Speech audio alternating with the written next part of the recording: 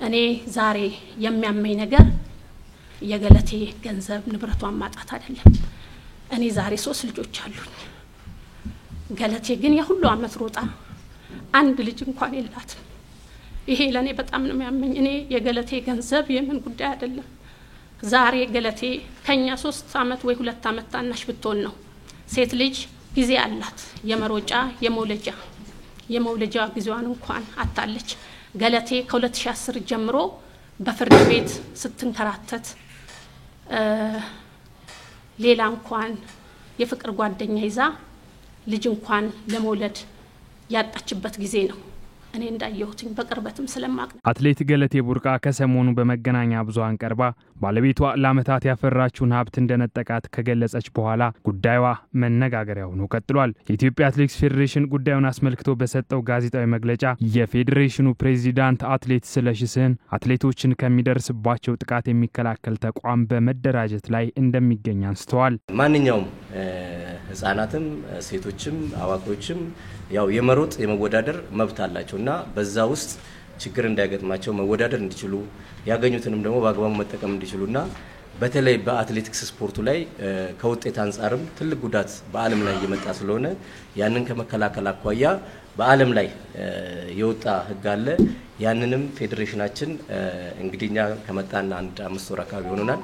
ከባለፉት 3 ወር ጀምሮ ስራን ስንሰራ ነበር፣ ዶክመንቶች ሲዘጋጁ ነበር። ይሄ ስራ የሚሰራው ይሄ ሴፍ ጋርዲንግ የሚቋቋመው ከባህልና ስፖርት ሚኒስቴር ጋር በጋራ ሆኖ ነው። የተለያዩ አካላቶችን አሳትፎ ነው።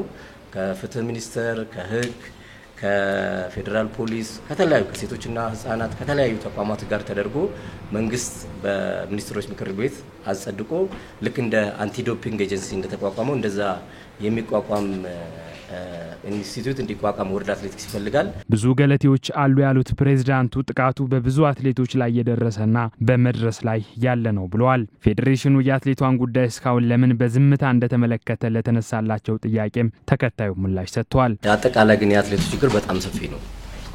ከዚህ ከተባለው በላይ ነው። እናንተን ገዛ የህዝቡን ገዛ ይፈልጋል።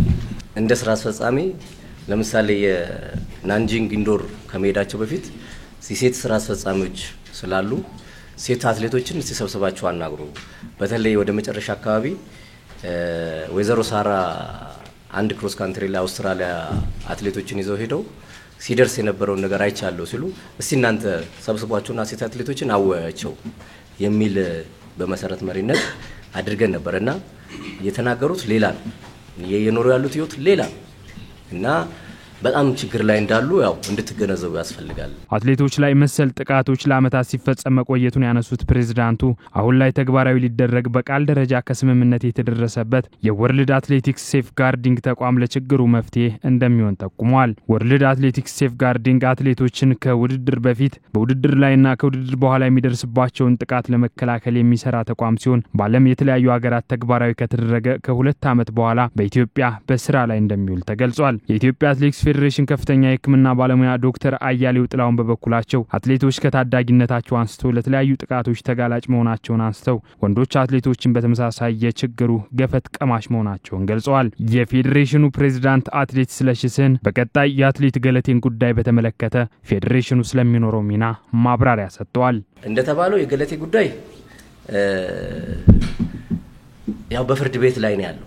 ከፍርድ ቤትም የመጀመሪያው ውሳኔ ተወስኖ አሁን ሰበር ላይም ተወስኖ ነው ያለው። የገለቴ ጉዳይ እንደነገረችንም ከሚዲያም እንደሰማነው ማለት ነው። እንደ ፌዴሬሽን ካጠገቧ በእሷ በመትፈልገው ልክ መቆም ባለብን ልክ እንቆማለን። ስንቆም ግን እናንተንም ይዘን ነው የምንቆመው። ፌዴሬሽኑ በተወሰነ ደረጃ በጣም ጠንካራ አቋም ላይ ነው ብላችሁም እንዳትወስዱ። ብዙ የሚጎሉት ነገሮች አሉ። የእናንተን እገዛ ይፈልጋል። ግን እኛ እንደ ፌዴሬሽን ከገለቴ ጎን በሚያስፈልጋት ሁሉ አግዙም ባለችን ሁሉ አጠገቧንን እኛም ደግሞ እንደሷ ሆነን ማድረግ ያለብንን ነገር እናደርጋለን ከናንተ ጋር ሆነን ማለት ነው። ስለዚህ በህግ የተያዘ ጉዳይ አለ። ብዙ የተነሱ ጉዳዮች አሉ። ስለገለቴ ከንብረት ጋር ከተለያዩ ጋርም ተያይዞ የህግ ጉዳዩ አለ። ከሱ ጋር ተያይዞ የሚሄደው ነገር በዛው ይሄዳል። በእኛ በኩልም ደግሞ አብረናት ቆመን ለመሄድ ያው እንሞክራለን እንሄዳለን ማለት ነው።